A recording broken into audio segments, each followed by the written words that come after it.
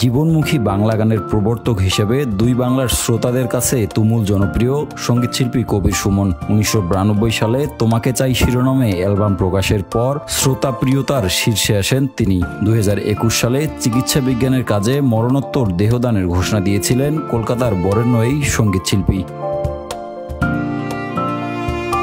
সম্প্রতি সেই সিদ্ধান্ত থেকে সরে আসেন কালজয়ী এই শিল্পী। ঘোষণা দিয়েছেন ইসলামিক রীতিতে দাফন করার জন্য। ৪ রমজান নিজের ফেসবুক অ্যাকাউন্টে এ বিষয়ে পোস্ট করেন তিনি। কবির সুমন ফেসবুকে লিখেছেন, রমজান মোবারক। সকলকে জানাতে চাই, বছরখানেক আগে এই ফেসবুকেই ঘোষণা করেছিলাম আমি আমার দেহ দান করছি। কোনো ধর্মীয় শেষকৃত্য চাই না। অনেক ভেবে সেই সিদ্ধান্ত পাল্টালাম। দেহদানের ইচ্ছে প্রত্যাহার করছি।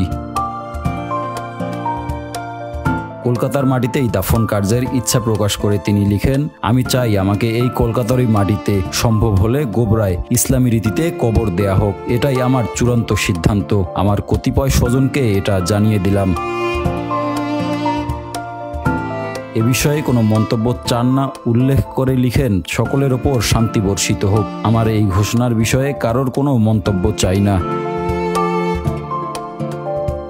জীবন ঘনিষ্ঠ লিরিক আর গায়কিতে নতুন ধারা চালু করা এই শিল্পী সুমন চট্টোপাধ্যায় নামে সঙ্গীত জীবন শুরু করেন। জানা যায় পরবর্তীতে নাজমা নামে একজনকে বিয়ে করার সময়ে ধর্মান্তরিত হয়ে তিনি কবির সুমন নামে পরিচিতি লাভ করেন। রবিউল হাসান সাকিব, সময়ের আলো।